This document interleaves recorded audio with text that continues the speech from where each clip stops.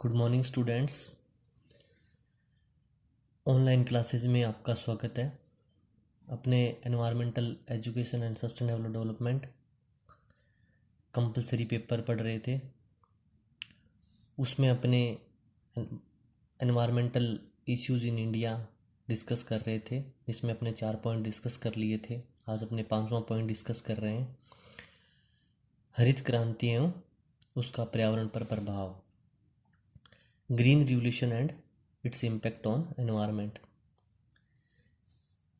देश में क्या है कि स्वतंत्रता प्राप्ति के पश्चात से ही कृषि को उन्नत करने की दिशा में पंचवर्षीय योजनाओं के माध्यम से कार्यक्रम स्टार्ट किए गए, जिसमें भारत सरकार ने 1959 में कुछ अमेरिकी वैज्ञानिकों की सुझावों की मदद से सघन कृषि क्षेत्रीय कार्यक्रम स्टार्ट किया। इसके अंतर्गत सिंचाई का विस्तार, भूमि संरक्षण, उन्नत बीजों का प्रयोग, उर्वरक एवं कीटनाशकों का प्रयोग, किसानों हेतु अनाज के समर्थन मूल्य, तकनीकी प्रयोग, सहकारिता का विकास, विपणन सुविधाओं का विस्तार, योजनाबद्ध ग्रामीण विकास, इन्हीं को दृष्टिगत रखते हुए भारत सरकार ने जिलेवार सघन कृषि कार्यक्रम लागू किया था। कृषि के आधुनिकीकरण हेतु न केवल किसानों को प्रोत्साहन देने की योजना प्रारंभ की गई, अपितु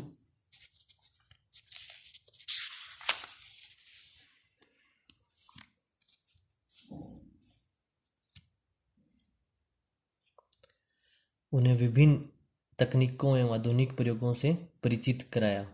इसके अंतर्गत सिंचाई सुविधाओं का विस्तार, कीटनाशकों का प्रयोग, उन्नत बीजों का प्रयोग, सुविधाओं का विस्तार, उर्वरक एवं कीटनाशकों का प्रयोग, उन्नत बीजों का प्रयोग तथा मशीनीकरण सम्मिलित था। इसका परिणाम भी शीघ्र ही अधिक उत्पादन एवं कृषि तथा कृषि विस्तार के रूप में आने लगा। इसी को भारत में हरित क्रांति के नाम से पुकारा जाता है।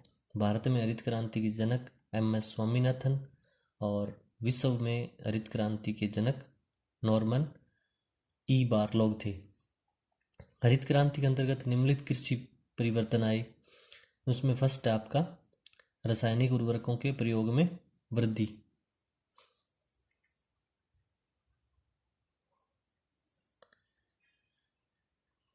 सेकंड आपका है कीटनाशक दवाओं के प्रयोग में वृद्धि।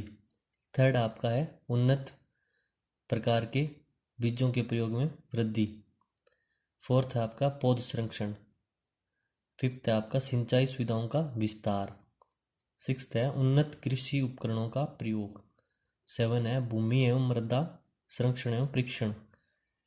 8 है आपका सघन कृषि का विस्तार एवं एक से अधिक फसलों का उत्पादन। नेक्स्ट है आपका कृषि विपणन व्यवस्था का विस्तार। इन कार्यक्रमों से भारतीय कृषि में क्रांतिकारी परिवर्तन आया।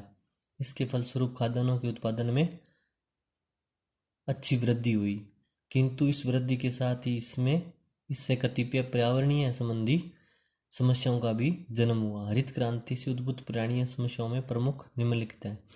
इसमें फर्स्ट अपने है रासायनिक उर्वरकों से पर्यावरण प्रदूषण। कृषि उपज में वृद्धि हेतु आज भारत में अधिकाधिक रासायनिक उर्वरकों का प्रयोग किया जाता है, जो सिंथेटिक फर्टिलाइजर्स होते हैं, जैसे यूरिया, DAP, ये जो अपने यूज़ करते हैं। इनके प्रयोग में निरंतर वृद्धि से जहाँ तात्कालिक उत्पादन में वृद्धि हो रही है, वहीं भूमि की उर्वरता में कमी आती जा रही है तथा इनके अनुचित प्रयोग से पर्यावरण प्रदूषण हो रहा है। नाइट्रोजन युक्त उर्वरकों से जल प्रदूषण में वृद्धि हो रही है तथा उनमें शैवाल तथा अन्य जलीय पौधों की वृद्धि अधिक होती है। इस प्रकार हो रहे जल प्रदूषण से जलीय जीवों पर विपरीत प्रभाव पड़ रहा है। यही नहीं, इन उर्वरकों से निस्तृप्त होकर लवण भूमिगत जल में मिलकर उसे भी प्रदूषित कर देते हैं। पानी में मिश्रित नाइट्रेट जब मानव शरीर में पहुंचते हैं तो वे रक्त में ऑक्सीजन के अवशोषण में बाधा डालते हैं तथा जिससे मस्तिष्क रोग भी हो जाते हैं। बच्चों में क्या है कि नाइट्रेट की युक्त पानी या कोई भी पदार्थ लेने से क्या हो जाता है, ब्लू बेबी सिंड्रोम नामक रोग हो जाता है, जो कि नाइट्रेट की अधिकता की वजह से होता है। सेकंड अपने पॉइंट जो है इसमें वो है कीटनाशकों का पर्यावरण पर विपरीत प्रभाव। विभिन्न प्रकार के पादप रोगों से कृषि को बचाने के लिए विभिन्न कीटनाशकों पेस्टिसाइड का आज भारत में नियमित रूप से उपयोग होने लगा है और निस्संदेह उनसे फसल की रक्षा भी हो रही है, किंतु इनका मानव शरीर पर तथा पर्यावरण पर अत्यधिक विपरीत प्रभाव पड़ रहा है। यहाँ तक कि इसके माध्यम से मनुष्य के शरीर में मंद गति से विष पहुँच रहा है, जो अनेक प्रकार की बीमारियों का कारण बनता है। अनेक रसायनों का छिड़काव वायुयानों से किया जाता है, जिससे संपूर्ण वायुमंडल प्रदूषित हो जाता है। स्प्रे द्वारा भी क्षेत्रीय पर्यावरण प्रदूषित होता है। यही नहीं अपितु फल सब्जियों में भी ये रसायन प्रविष्ट होकर मानव शरीर में पहुंच जाते हैं। पशुओं के शरीर में चारे के माध्यम से पहुंचकर उनके दूध को हानिकारक बना देते हैं। इनके प्रयोग से अनेक प्रकार की प्राणघातक बीमारियां, विशेषकर श्वास संबंधी कैंसर आदि हो जाती हैं। ये रसायन जल में पहुंचकर उसे भी प्रदूषित कर देते हैं। अतः आवश्यक है कि पेस्टिसाइड का प्रयोग सावधानीपूर्वक किया जाए। हम जितने भी पेस्टिसाइड यूज़ करते हैं उनसे क्या है कि कुछ न कुछ हानिकारक प्रभाव पड़ता है पर्यावरण पर, और वो पर्यावरण के थ्रू हमारे शरीर में पहुंचता है। उससे क्या है कि हमारे शरीर में विभिन्न प्रकार की बीमारियां उत्पन्न होती है। तो ये क्या है कि पेस्टिसाइड का उपयोग है, ऐसे पेस्टिसाइड का उपयोग करना चाहिए जिसका पर्यावरण पर कम प्रभाव हो। और दूसरी चीज़ क्या, अपने को जो जैविक कृषि है उसकी तरफ अपने को ध्यान देना चाहिए, जो जैविक खेती है उसकी तरफ ध्यान देना चाहिए। और कुछ एक तो पेस्टिसाइड जो पहले जो चलते थे BSC वगैरह, इनको तो बैन भी कर दिया गया है। थर्ड पॉइंट अपना है सिंचाई द्वारा मृदा प्रदूषण। हरित क्रांति के सूत्रपात में सिंचाई का महत्वपूर्ण योगदान है। सिंचाई से देश में कृषि विस्तार हुआ तथा उत्पादन में वृद्धि हुई, किंतु कुछ क्षेत्रों के लिए नहरों का जल अत्यधिक हानिप्रद हो रहा, क्योंकि इसके द्वारा कहीं जल एकत्रीकरण की समस्या से भूमि अनुपयोगी हो गई। भूमि जो नहरें निकली, नहरों की वजह से क्या हुआ कि जो पानी सीपेज के थ्रू जल रिसाव जो हुआ उसके थ्रू धीरे धीरे जल भूमि के अंदर इकट्ठा होता रहा, जिसे वाटर लॉगिंग बोलते हैं। अपने सेम की जो समस्या होती है वो होती रही। ठीक है, तो क्या हुआ, उसकी वजह से क्या हुआ, जो भूमि के अंदर जो लवण थे वो क्या है ऊपर आ गए, पानी के साथ क्या हो गया ऊपर आ गए, और कृषि अनुपयोगी हो गई। तो कई जगह तो क्या लवणता के कारण भूमि अनुपयोगी, कई जगह अम्लता के कारण भूमि कृषि अनुपयोगी हो गई।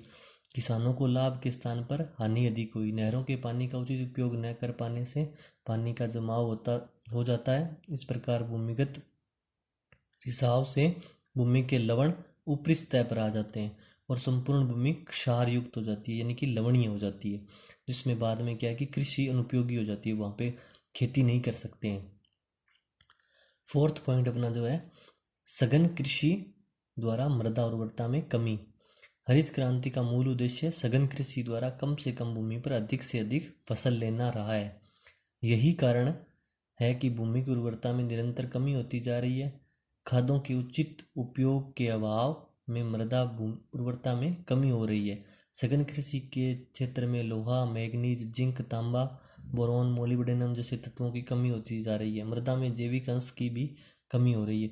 ये क्या है कि कुछ एक आपके जो माइक्रो न्यूट्रिएंट्स होते हैं, जो सूक्ष्म तत्व होते हैं, हम लगातार एक भूमि पे लगातार हम कृषि कर रहे हैं, फसल उत्पादन कर रहे हैं, तो उसमें क्या है कि कुछ जो माइक्रो न्यूट्रिएंट्स हैं उनकी कमी हो जाती है, जिसकी वजह से भूमि की क्या उर्वरता धीरे धीरे कम होती जा रही है। उस उर्वरता को हम पूरा करने के लिए जो फर्टिलाइजर्स वगैरह डालते हैं, जो खाद बीज ये डालते हैं, जो खाद वगैरह डालते हैं, सिंथेटिक जो फर्टिलाइज़र डालते हैं, उसकी वजह से भी क्या है धीरे धीरे भूमि खराब होती जा रही है। वो भूमि के लिए हानिकारक है। तो इसलिए हमें ऐसी चीज़ों का जैविक जो एग्रीकल्चर है उसका हमें उपयोग करना चाहिए। इस प्रकार ये कुछ एक आपके इम्पैक्ट्स थे जो कि हरित क्रांति के द्वारा अपने एनवायरनमेंट पर प्रभाव डाल रहे हैं। इसमें ये भी है कि कुछ एक जैसे अपना जो नेचुरल फ्लोरा है, जो नेचुरल अपने पेड़ पौधे थे, जो थार डेजर्ट जो अपना एरिया है उसके अंदर जो थे, वहाँ पे क्या हुआ कि कुछ एक पानी कैनाल के आने से क्या हुआ, वहाँ पे कुछ एक ऐसे पौधे हिमालयन रीजन से आ गए जो कि हमारे रीजन के नहीं थे, हमारे एरिया के नहीं थे। तो उन्होंने क्या है कि अपने यहाँ पे एलोपैथिक इफेक्ट जो बोलते हैं वो प्रभाव दिखाना शुरू कर दिया। ठीक है। तो इस तरह से जो विकास गतिविधियाँ होती हैं उनकी वजह से कुछ लाभ होते हैं और कुछ हानियाँ भी होती हैं। तो ये जो हरित क्रांति है उसकी वजह से हमें उत्पादन और खाद्यान्न के लिए जो दाल गेहूँ सारी चीज़ें तो बहुत उपलब्ध हो गई, लेकिन वो क्या है धीरे धीरे पेस्टिसाइड की वजह से पूरा प्रदूषित खाद्यान्न हमें प्राप्त हो रहा है, जो कि हमारे स्वास्थ्य के लिए और आने वाली जनरेशन के लिए बहुत ही हानिकारक है। ठीक है, थैंक यू।